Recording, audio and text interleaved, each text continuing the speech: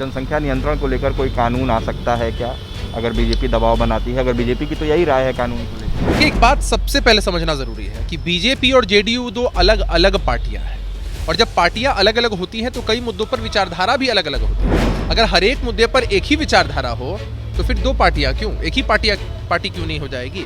BJP ही हो जाएगी या जेडीयू ही हो जाएगी? जनसंख्या नियंत्रण कानून को लेकर बिहार में बीजेपी और जेडीयू अब आमने सामने नजर आ रही है। मुख्यमंत्री नीतीश कुमार ने स्पष्ट कहा है कि सिर्फ कानून बनाकर जनसंख्या पर नियंत्रण नहीं लगाया जा सकता, इसके लिए शिक्षा और जागरूकता ज़रूरी है। वहीं अब बीजेपी खुलकर कह रही है कि पूरे देश में ये कानून या फिर नियमावली लागू होनी चाहिए। हमारे साथ जेडीयू प्रवक्ता अभिषेक झा मौजूद हैं।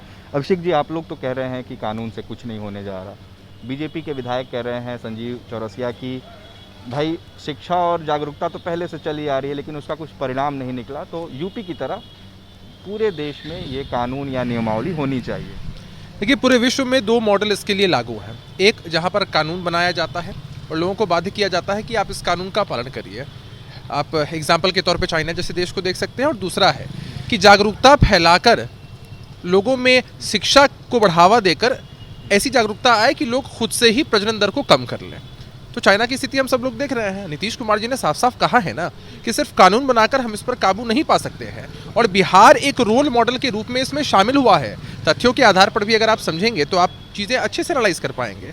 जब पति पत्नी में अगर पत्नी मैट्रिक पास होती है तो देश का औसत प्रजनन दर है 2, बिहार का भी 2, और जब बेटियां इंटर पास होने लग गई तो देश का 1.7 और बिहार का 1.6। बिहार में प्रजनन दर पहले 4 के ऊपर था, 3 के लगभग आ चुका है। तो परिणाम हमें साफ साफ दिख रहे हैं।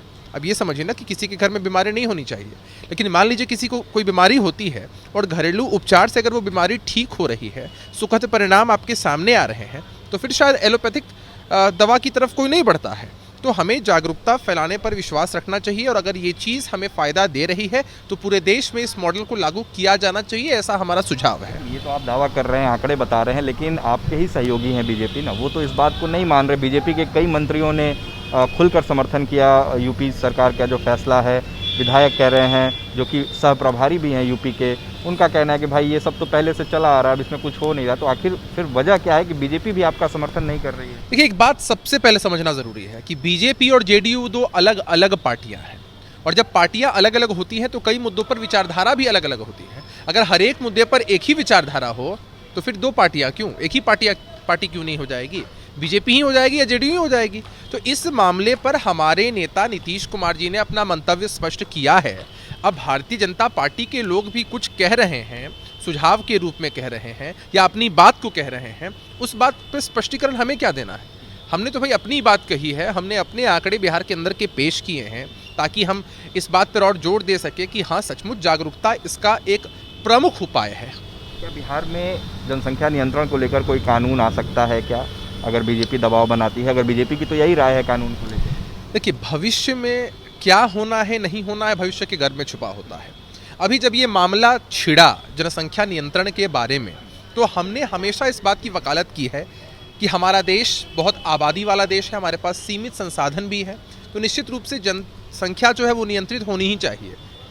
लेकिन जनसंख्या को नियंत्रित करने का हमने एक तरीका सुझाया है। आगे अब क्या निर्णय लिया जाएगा, सभी पार्टियों के लोग बैठकर क्या निर्णय लेंगे, या तो भविष्य के घर में छपा है, इस पर अभी से क्या टिप्पणी करनी। कांग्रेस कह रही है कि ये अंतर्कलह दिखाता है एनडीए का, और जेडीयू जो मॉडल बता रही है दरअसल ये कांग्रेस का मॉडल है। जब 75 में नसबंदी कार्यक्रम शुरू किया गया और हम दो हमारे दो का नारा दिया गया, तो ये कांग्रेस का मॉडल है जिसको नीतीश कुमार ने कॉपी किया है। देखिए, कांग्रेस का मॉडल कितना पुराना हो चुका है कि जैसे पुराने मॉडल की गाड़ियां कबाड़ी में बेच दी जाती है ना, या रख दी जाती हैं, कोई लेने को तैयार नहीं होता है, तो कांग्रेस पार्टी का भी जो मॉडल है ना, कमोवेश वही है।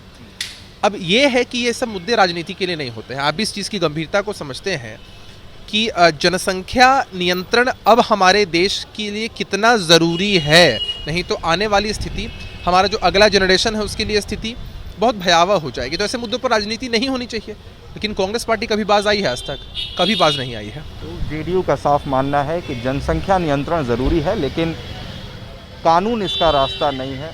शिक्षा और जागरूकता के जरिए ही जनसंख्या पर नियंत्रण पाया जा सकता है। हमारे सहयोगी आनंद कुमार के साथ उत्कर्ष कुमार सिंह।